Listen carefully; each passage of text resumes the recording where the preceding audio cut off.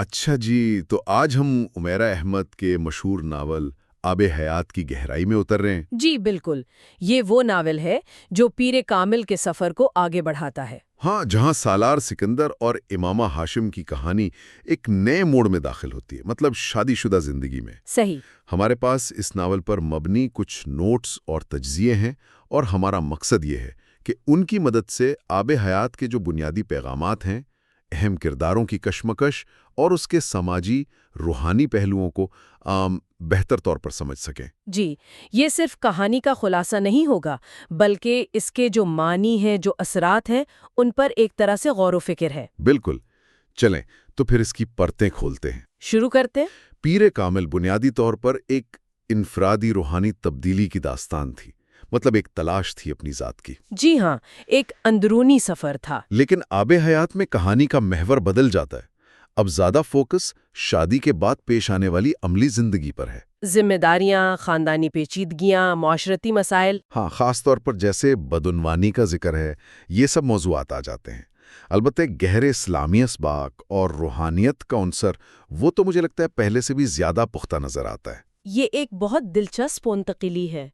مطلب انفرادی روحانی سفر سے ہٹ کر اب بات آ گئی ہے کہ خاندان اور معاشرے کے اندر رہتے ہوئے ایمان کے ساتھ کیسے جیا جائے۔ صحیح۔ پیر کامل میں شاید وہ اپنے نفس سے لڑ رہے تھے۔ یہاں جنگ زیادہ تر بیرونی محاذوں پر ہے، سماجی دباؤ ہے، معاشی جدوجہد ہے، دوسروں کی توقعات ہیں۔ تو یہ ناول شادی کو کسی رومانوی خواب کے اختتام کے طور پر نہیں دیکھتا۔ نہیں، بلکہ ایک نئے، زیادہ پیچیدہ سفر کے آغاز کے طور پر۔ بالکل۔ اور اسی عملی زندگی میں امامہ اور سالار کو حقیقی مشکلات کا سامنا ہے۔ شادی کے بعد ذمہ داریوں کا بوجھ ہے، خاندان کے ساتھ تعلقات نبھانے کا چیلنج ہے، اور معاشرے کی توقعات بھی ہیں جن پر پورا اترنا ہے۔ جی۔ امامہ کا کردار یہاں بھی اپنی مضبوطی اور دینداری قائم رکھتا ہے۔ وہ مستقل مزاجی سے اسلامی اقدار پر چلنے کی کوشش کرتی ہیں۔ ہر کا معاملہ تھوڑا زیادہ پیچیدہ ہے۔ وہ غیر معمولی ذہانت کا مالک جو کبھی لادینیت کے اندھیروں میں تھا، اب ایک گہرا روحانی اور ذمہ دار شوہر ہے۔ لیکن اس کی پچھلی زندگی اور اب کی جو تبدیل شدہ شخصیت ہے، اس کے درمیان ایک کشمکش نظر آتی ہے۔ خاص طور پر دنیاوی معاملات میں مالی خود مختاری اور اپنے خاندان کی توقعات کے حوالے سے۔ ہاں، اسے مشکلات کا سامنا ہے۔ اس کی ذہانت اب ایک بالکل مختلف امتحان سے گزر رہی ہے۔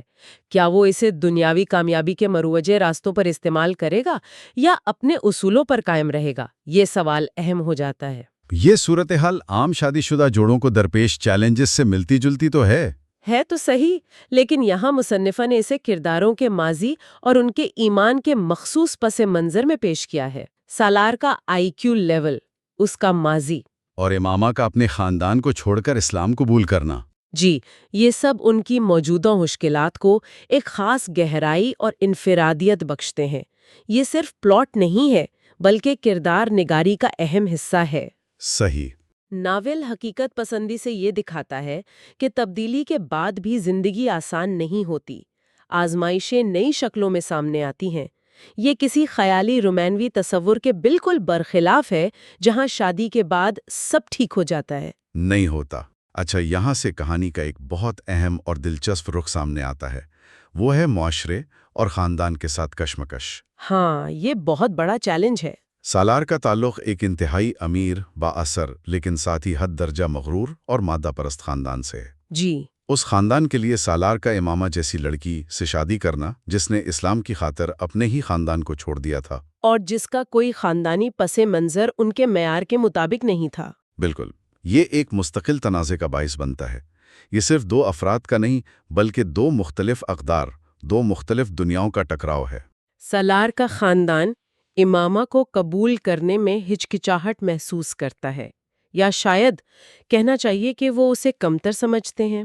ہاں، ان کی نظر میں امامہ کی واحد شناخت یہ ہے کہ اس نے اپنے والدین کی نافرمانی کی ہے اور ایک ایسے راستے کا انتخاب کیا جو ان کے سماجی مرتبے اور روایات سے میل نہیں کھاتا۔ ان مسلسل تانوں، سماجی دباؤ اور بعض اوقات کھلی مخالفت کے باوجود سالار اور امامہ دونوں غیر معمولی صبر، आजिज़ी और अल्लाह पर तवक्कल का मुजाहिरा करते हैं। जी, उनका रद्द अमल, उनकी खामोश इस्तकामत, ये कहानी का एक मरकजी नुक्ता बन जाती है। ये पहलू बहुत अहम है क्योंकि नावल यहाँ मुआशरे के खोखलेपन पर गहरी तनकीद करता है। बिल्कुल, वो मुआशरा जो इंसान की कदर उसके किरदार या ईमान की बजाय दौलत, समाजी हैसियत और खानदानी नाम की बुनियाद पर करता है। मुसन्निफा ने सालार और इमामा की जदोजहद के जरिए इस आम समाजी रवैये को बेनकाब किया है। ये सिर्फ एक खानदान की कहानी नहीं, बल्कि ये उन गिनत अफराद की अक्कासी करती है जिन्हें मुआशरती कबूलियत हासिल करने के लिए अपने उसूलों और ईमान पर समझौता करने के दबाव का सामना करना पड़ता है। यहाँ ये सवाल शिद्दत से उभरता है कि मुआशरती कबूलियत की असल कीमत क्या है और क्या ये कीमत अदा करना ज़रूरी है? और नॉवल का झुकाव वाज़े तौर पर इस तरफ है कि हकीकी इज्जत और सुकून उसूलों पर कायम रहने में है। जी, चाहे मुआशरा कबूल ना करे। इसी मुआशरती कशमकश का एक और अहम पहलू उनकी माली जद्दोजहद है। यहाँ एक बड़ा दिलचस्प तजाद सामने आता है। जी, सलार की ज़हानत के हवाले से। हाँ, सलार, जैसा कि हम जानते हैं, गैर मामूली ज़हीन है। वो चाहे तो बहुत आसानी से, शायद नाजायज़ या मशकूक तरीकों से बेपनाह दौलत कमा सकता है, जैसा कि उसके खानदान के दीगर अफराद करते हैं। बिल्कुल, लेकिन वो शऊरी तौर पर इस रास्ते से इनकार करता है। वो ईमानदारी पर मबनी, अगरचे बज़ाहिर एक मामूली जिंदगी का इंतखाब करता है। और ये फैसला इसके खानदान के लिए नाकाबिल कबूल है। वो इसे नाकाम समझते हैं। क्योंकि वो उनके मादी कामयाबी के मेयार पर पूरा नहीं उतरता। उसे ताना देते हैं कि वो अपनी जहानत को ज़ाया कर रहा है। लेकिन इस पूरी सूरत हाल में इमामा का किरदार कलीदी है। वो ना सिर्फ उसके फैसले की मुकम्मल हिमायत करती है, बल्कि उसकी हिम्मत बंधाती है। ये उनके रिश्ते की मजबूती और मुश्तरका अक़दार की गवाही देता है कि वो दोनों मादी आसाइशों पर उसूलों को तरजीह देते हैं। अगर हम इससे वसी तर तनाजुर में देखें तो ये नॉवेल सिर्फ हलाल और हराम की बहस से आगे जाता है। ये इस बुनियादी इस्लामी उसूल पर जोर देता है कि आपकी रोज़ी कमाने का तरीका, आपके पेशावराना इंतखाब, ये सब आपके ईमान का हिस्सा हैं। सही, ये सिर्फ इबादत तक महदूद नहीं। जी नहीं, जिंदगी के हर पहलू में बशमूल मौशियात अल्लाह के अहकामात की पाबंदी ज़रूरी है। तो सलार का रास्ता दरअसल मुआशरे के उस दबाव के खिलाफ एक अमली मुज़ाहमत है। हाँ, वो दबाव जो फौरी दौलत और मादी कामयाबी को जिंदगी का वाहिद मकसद समझता है। यहाँ रिस्क में बरकत और तवक्कल अल्लाह जैसे तसव्वुरात को अमली शक्ल में दिखाया गया है। ये सिर्फ एक अखलाकी मौक़िफ़ नहीं, बल्कि एक गहरा रूहानी इंतखाब है जिसकी कीमत वो समाजी और ख़ानदानी मुखालिफत की सूरत में अदा करते हैं। अच्छा, अब नॉवल सिर्फ मरकजी किरदारों तक महदूद नहीं रहता। कहानी को आगे बढ़ाने और अपने मरकजी पैगाम को वाज़ेह करने के लिए कई ज़िम्नी किरदार भी मुतारिफ कराए गए हैं। जी, और इनमें से बहुत से किरदार लालच, बदउनवानी, हसद और इखलाकी गिरावट की मुजस्सम तस्वीर हैं। ये किरदार सालार और इमामा के किरदारों के बिल्कुल बरक्स खड़े नजर आते हैं, जो कहानी में एक तवाज़ुन और गहराई पैदा करते हैं। इन ज़िम्नी कहानियों में हम देखते हैं कि कुछ किरदार दौलत और ताकत के हसूल के लिए किसी भी हद तक गिर जाते हैं। वो बज़ाहिर दुनियावी तौर पर बहुत कामयाब नजर आते हैं, बड़े घर, महंगी गाड़ियाँ, समाजी असर और रसूख, लेकिन अंदरूनी तौर पर वो खाली, बेचैन और रूहानी तौर पर तबाहाल होते हैं। उनकी कहानियां महज वाक़यात नहीं, बल्कि इबरत के नमूने के तौर पर पेश की गई हैं। ये दुनियावी कामयाबी और हकीकी यानी रूहानी कामयाबी के दरमियान फ़र्क को वाज़ेह करती हैं। बिल्कुल, और यही नॉवल का उन्वान आबे हयात अपनी मानवियत ज़ाहिर करता है। जी, मुसन्निफा का मरकजी ख्याल ये है कि हकीकी आबे हयात यानी जिंदगी बख्शने वाला अमृत दौलत, ताकत या दुनियावी कामयाबी में नहीं है, बल्कि ईमान की मजबूती, अखलाकी पाकीज़गी, ईमानदारी और अल्लाह की मुकम्मल इताअत में पोशीदा है। ये ज़िम्नी किरदार दरअसल उन आजमाइशों और फितनों की नुमाइंदगी करते हैं जिनका सामना हर दौर में इंसान को करना पड़ता है। दौलत, ताकत, शोहरत, ये सब आजमाइशें हैं जो ईमान को परखती हैं। जी, इन किरदारों का अंजाम ये बताता है कि जो लोग इन आजमाइशों में नाकाम हो जाते हैं वो बाज़ाहिर सब कुछ हासिल करके भी सब कुछ खो देते हैं। जबकि सालार और इमामा جو بظاہر کچھ نہیں رکھتے۔ وہ دراصل حقیقی آب حیات سے سیراب ہیں۔ کہانی آگے بڑھتی ہے اور سالار و امامہ کی زندگی میں ایک اور اہم مرحلہ آتا ہے جب وہ والدین بنتے ہیں۔ جی، ان کے ہاں بچے ہوتے ہیں اور اب ان کی ذمہ داریوں میں ایک نیا، شاید سب سے اہم پہلو شامل ہو جاتا ہے: اگلی نسل کی تربیت۔ ناول اس بات پر روشنی ڈالتا ہے کہ وہ کس طرح اپنے بچوں کی پرورش اسلامی اقدار اور اصولوں کی روشنی میں کرنے کی کوشش کرتے ہیں۔ یہاں بھی انہیں چیلنجز کا سامنا ہے۔ خاص طور پر یہ دکھایا گیا ہے کہ ایک ایسے معاشرے میں جہاں بدعنوانی، بے حیائی اور مادہ پرستی عام ہو، وہاں اپنے بچوں کو ان منفی اثرات سے کیسے بچایا جائے، یہ ایک بہت ہی حقیقی اور مشکل جدوجہد ہے۔ جس کا سامنا آج کے دور میں بہت سے والدین کو ہے۔ ان کا گھر تمام تر بیرونی دباؤ اور مشکلات کے باوجود ایمان، نظم و ضبط، محبت اور باہمی احترام کی ایک مثال بن جاتا ہے۔ گویا معاشرے کے اندر ایک چھوٹی سی محفوظ اور مثالی پناہ گاہ۔ ناول میں جس طرح والدین کی اس ذمہ داری کو پیش کیا گیا ہے وہ قابل غور ہے۔ یہ صرف ذاتی ایمان یا عبادات کا معاملہ نہیں، بلکہ اپنی اقدار کو اگلی نسل تک کامیابی سے منتقل کرنے کی ایک شعوری کوشش ہے۔ ان کا گھر صرف رہنے کی جگہ نہیں بلکہ ایک تربیت گاہ ہے۔ یہاں یہ نقطہ بھی اہم ہے کہ وہ بچوں کو دنیا سے الگ تھلگ نہیں کرتے، بلکہ انہیں مضبوط کردار اور صحیح اور غلط کی تمیز سکھا کر معاشرے میں اپنا مثبت کردار ادا کرنے کے لیے تیار کرتے ہیں۔ جی، یہ ایک چیلنجنگ ماحول میں رہتے ہوئے اپنی اقدار پر قائم رہنے اور انہیں آگے بڑھانے کا ایک عملی نمونہ پیش کرتا ہے۔ تو ان تمام واقعات، کرداروں کی جدوجہد، کامیابیوں اور ناکامیوں سے ہمیں کیا سبق ملتا ہے؟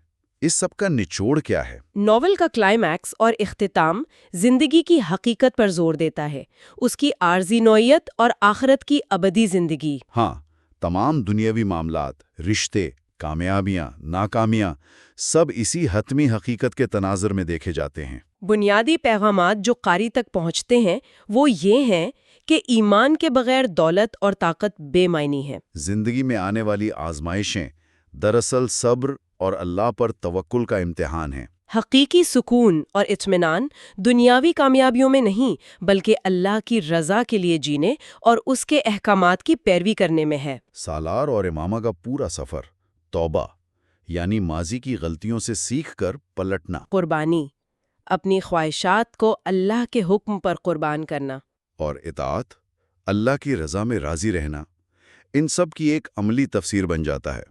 اختتام اسی خیال کو پختہ کرتا ہے کہ حقیقی آب حیات وہ ایمان بھری زندگی ہے جو نہ صرف اس دنیا میں قلبی سکون دیتی ہے بلکہ آخرت میں ابدی کامیابی اور سکون کی ضامن ہے۔ یہ عنوان کی علامتی گہرائی کو پوری طرح کھول دیتا ہے۔ جی، سالار اور امامہ کو ایک ایسے مسلمان جوڑے کے رول ماڈل کے طور پر پیش کیا گیا ہے جو جدید دور کے چیلنجز کا سامنا کرتے ہوئے محبت، ذمہ داریوں، مشکلات اور اسلامی اقدار کے درمیان توازن قائم کرنے کی کوشش کرتے ہیں۔ ان کی کہانی صرف رومانوی نہیں ہے، نہیں، بلکہ یہ توبہ، قربانی اور تسلیم، یعنی اپنی مرضی کو اللہ کی مرضی کے سامنے جھکا دینے کے روحانی سفر کا ایک گہرا تجزیہ ہے۔ اگر ہم مجموعی طور پر دیکھیں تو ناول کے اہم موضوعات کا خلاصہ یوں کیا جا سکتا ہے۔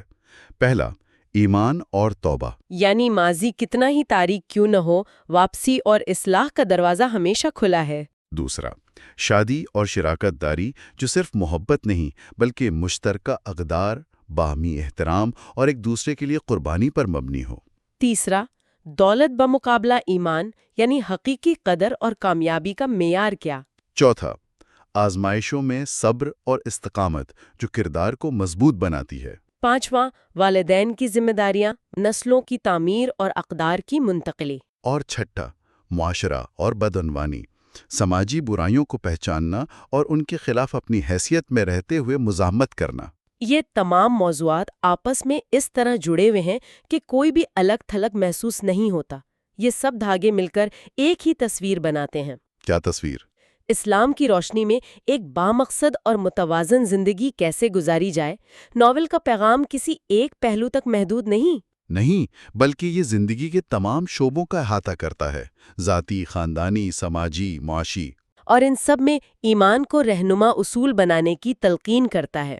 تو خلاصہ یہ کہ آب حیات صرف پیر کامل کا تسلسل یا ایک رومانوی داستان نہیں ہے۔ نہیں، بلکہ یہ جدید دور کے پیچیدہ مسائل اور چیلنجز کے درمیان رہتے ہوئے ایمان کے رہنمائی میں ایک بھرپور اور بامانی زندگی گزارنے کی جدوجہد کی کہانی ہے۔ یہ ایک گہرا سماجی اور روحانی تبصرہ ہے جو قاری کو سوچنے پر مجبور کرتا ہے۔ اور یہاں ایک آخری نقطہ غور طلب ہے جو شاید سننے والے اپنے ساتھ لے جا سکتے ہیں۔ یہ ناول ایمان اور جدید زندگی کے تقاضوں کے درمیان توازن قائم کرنے کا ایک مخصوص نمونہ پیش کرتا ہے، سالار اور امامہ کا نمونہ۔ آج کی تیز رفتار مادہ پرست دنیا میں اس نمونے کے کون سے پہلو ہمیں سب سے زیادہ متاثر کن لگ سکتے ہیں اور کون سے پہلو شاید ہمارے لیے سب سے بڑا چیلنج پیش کر سکتے ہیں؟ یہ سوال اپنی جگہ اہم ہے کہ ہم اپنی زندگیوں میں اس توازن کو کیسے دیکھتے ہیں اور اسے قائم کرنے کے لیے کیا قیمت ادا کرنے کو تیار ہے؟ بالکل، اسی غور طلب نقطے کے ساتھ آج کی گفتگو کا اختتام ہوتا ہے۔